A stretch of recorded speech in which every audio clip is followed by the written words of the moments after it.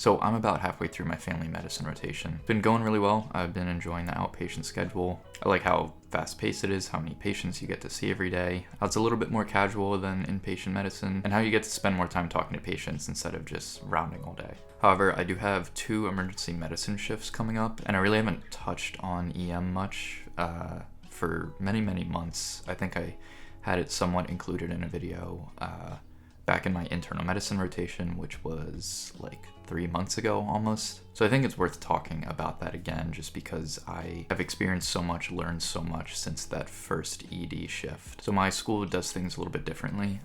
Since we are an accelerated program and our sort of base curriculum is only 3 years long, we don't have sort of a dedicated EM rotation. The way that we do it is in every single other rotation. So we have 7 main core rotations: IM, surgery, FM, neuro, psych, peds, and OBGYN. So in all of those, you'll do 2 EM shifts. So it's sort of like a longitudinal clerkship that you complete over the whole sort of year of your core rotations. It's very different from, I think, most other schools. I think a lot of them will have a dedicated like 4, 6, 8 week EM rotation where you're doing like 4 to 5 shifts a week. It's a little unfortunate the way that we have it set up.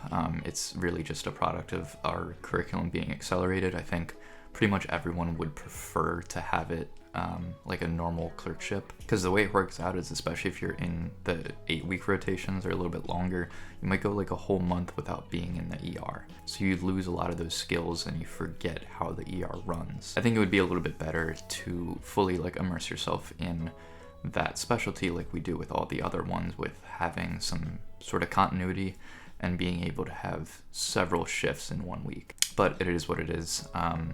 That's just how our school's set up, and I don't really see it changing. Personally, I'm not super interested in EM. I kind of feel bad for the people who are, just because it's harder to like develop relationships with attendings and stuff if you're just working with a different person every single shift, and you might go a whole month without stepping in the ER. It's not all bad though. I do see the value in having stuff spread out so you can really grow over the year. And I think one of the biggest pros is that you get to see sort of the juxtaposition between EM and a lot of different specialties. So having the context of like being in your surgery rotation and seeing how a patient is worked up as soon as they walk in the door by the EM doctor, and how that impacts you as a surgeon, a surgery resident, a surgery student.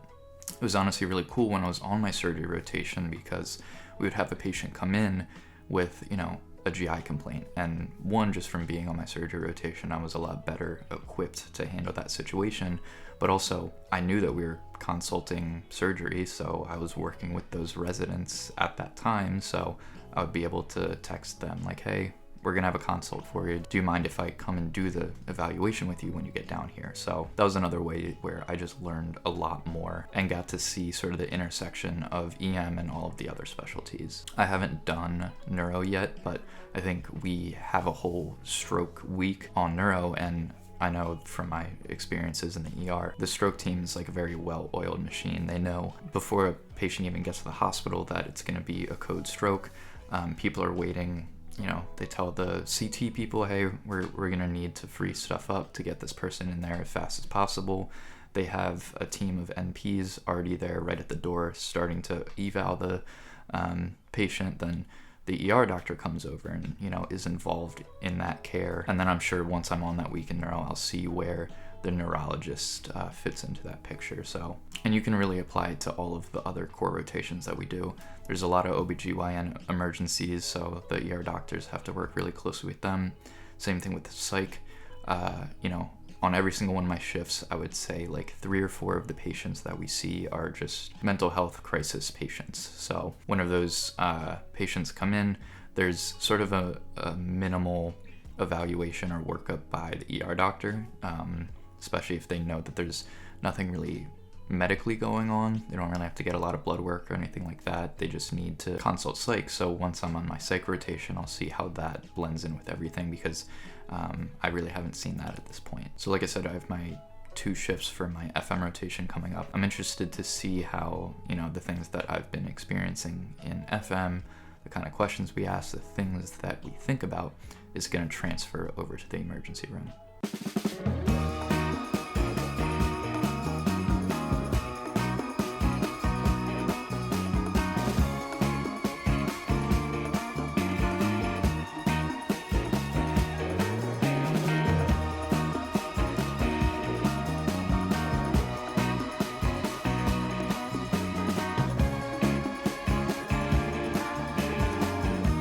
So I just got done with my EM shift. It went pretty well. It's a Friday, so got to miss a day of FM to go and do that, which is a normal like 7 to 3, 7 to 4 shift. And it was good to be back in the ER. I mean, while I'm not like super interested in EM as, a career, I tend to always enjoy my shifts, especially when I was in IM doing inpatient medicine, where you get there early, go pre-round on your patients, write some notes, go to rounds where, you have table rounds and then maybe walking rounds. So you might be rounding until like 1 p.m. The day can go by really slow. Probably less so when you're a resident and you have to follow a bunch of patients. There's, always stuff to be doing, but when you're a student, you're following like 3, 4 patients, especially if you've already seen them for a few days now. If you can get your work done fast, you're just kind of waiting around for stuff to happen, and you're studying all that, but the day goes by kind of slow. But in ER, it's constantly moving. You're constantly seeing new patients. Checking up on labs that are really important to determining if a patient needs to be admitted or not. There can be like the super high acuity stuff, like a stroke coming in or someone can code.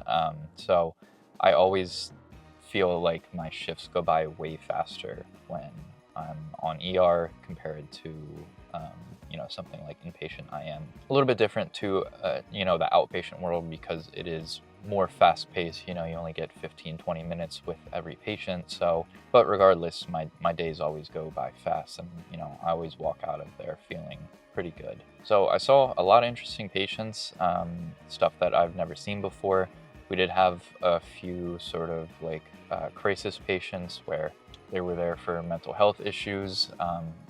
There's always a few of those every shift, but for whatever reason, I feel like I interacted with them a lot more this time. Sometimes the attending will just go see them by themselves and they'll just kind of need to wait for psych to work them up. But I actually went and saw a lot of those patients with the attending. So it was interesting to see that because I haven't really experienced a lot of that yet. I haven't done my psych rotation yet. Also worked up a patient for abdominal pain, which ended up being an ectopic pregnancy. She had to go to the OR. It was one of those situations where the patient had already had several children, and during the birth of the youngest child, she had a tubal ligation, so she wasn't really trying to or expecting to get pregnant. There was also a language barrier. She, English was her second language, but she wasn't, perfectly fluent, so there was a little bit of miscommunication in, the kind of procedure that she had done. It was kind of hard to tell if she got a hysterectomy versus tubal ligation. She just kept saying that, she had a procedure to not have kids anymore. So despite that, we still checked a pregnancy test and it came back positive. So it was really interesting, telling her that she was pregnant because, like I said, she had this procedure. She didn't think that she could get pregnant. And then, getting the ultrasound, seeing that it was probably ectopic. It likely ruptured because there was some free fluid, so we had to consult OB-GYN and they had to take her to OR. So sad situation, something that I hadn't experienced before, but honestly was like pretty classic textbook case of it, where tubal ligation is not a perfect thing, and if you do get pregnant, it's pretty likely that it's going to be ectopic. So between that situation and the mental health patients that I saw, it was really clear this ER shift that ER docs have to deal with a lot. Besides the actual medicine and the hyperacuity, making sure you rule out things that are going to kill the patient right now. They also have to deal with a lot of the social aspects of medicine, or social determinants of health, where there's a lot of patients who will come in who are homeless, just trying to have a roof over their head and a place to sleep for the night. Patients come in sometimes, you have to work them up for domestic abuse. A lot of really sad, tough situations that ER doctors have to deal with. And unfortunately, a lot of ER doctors are burnt out. I know in the most recent survey, they topped the list. I think like 61% of ER doctors said that they're burnt out. And I think that is a big reason why. the combination of having to deal with situations where patients might be dying on you, as well as having to also incorporate all of the social stuff that really complicates things. A few years ago, back, I think it might have been the 2021 match, there was a huge drop in the positions matched for ER. It's typically like sort of a middle of the road in terms of competitiveness. There's always, some positions that go unfilled, but I think there was over 500 unfilled positions, which is like unheard of. I think a lot of that was due to COVID, and the ER doctors really got like the worst of it in terms of the pandemic. But thankfully, it has bounced back a little bit. It's kind of back to where it used to be. I don't know how many positions go unfilled, maybe like 200, but yeah, it's real. The burnout is real. ER doctors have a really tough job, but it's not all doom and gloom. A lot of the doctors that I've worked with really love what they do and love that they can sort of take people who are in this really vulnerable, scared position and treat them, either reassure them that it's nothing too serious going on, or if it is something serious, they know exactly what to do. They know the right specialist to call. They, know what to do in case a patient crashes, and, they're really saving lives.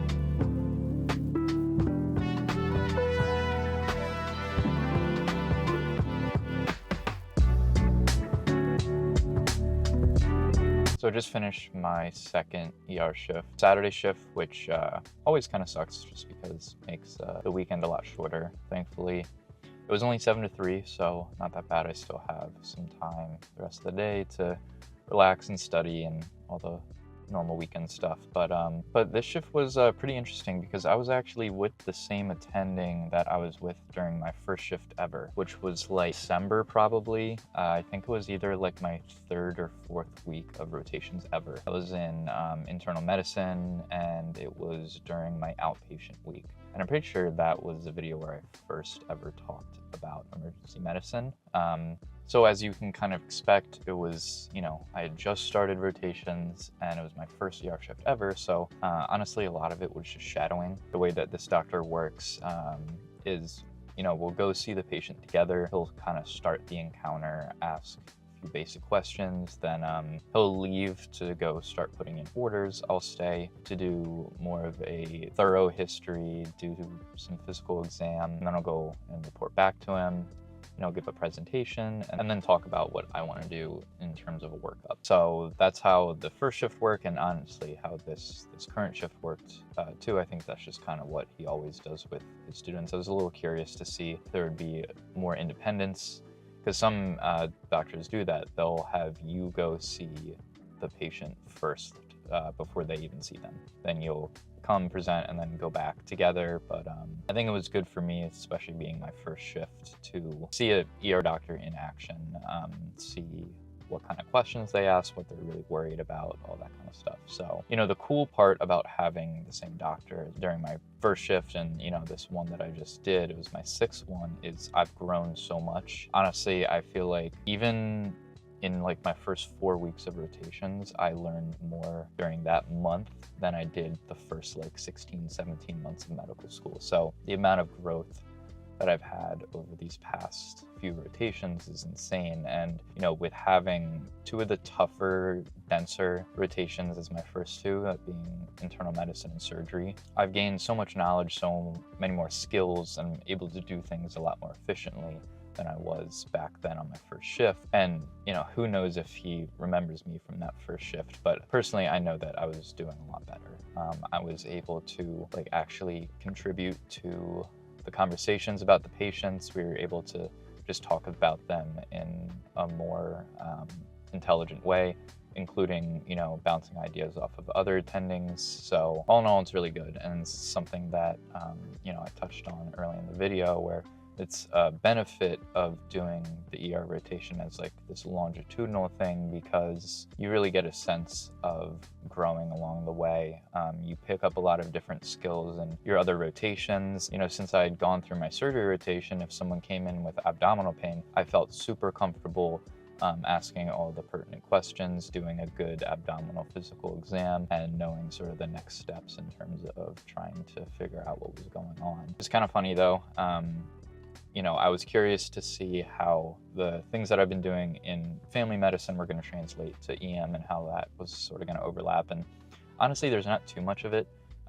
You know, the one thing is ER, you can have anything walk in the door, kind of similar to FM, where, you know, you are doing a lot of like annual physicals and, you know, preventive medicine, but, you know, you can just kind of see anything and everything in both of those fields. But with having that sort of like FM mindset, I was chart reviewing a patient after we had seen them just to try to get some more information, see, you know, recent labs, that kind of stuff. And I saw that their A1C was really high. I knew that they had diabetes, so I was like, oh, let me see when their last A1C was, see what it is. And it was high. It was still like in the double digits, which is not great glucose control, especially with someone who is already on medication. You know, sometimes you can expect it to be that high if you're making like a new diagnosis just because the person didn't really know they had diabetes. Sometimes it can be pretty indolent, not cause a lot of symptoms, but for someone who has had diagnosed diabetes and is on medication, it's really not that great. So I was like, you know, brought it up to the attending, hey, this is kind of high, this is what he's on currently, maybe we could consider like, you know, adding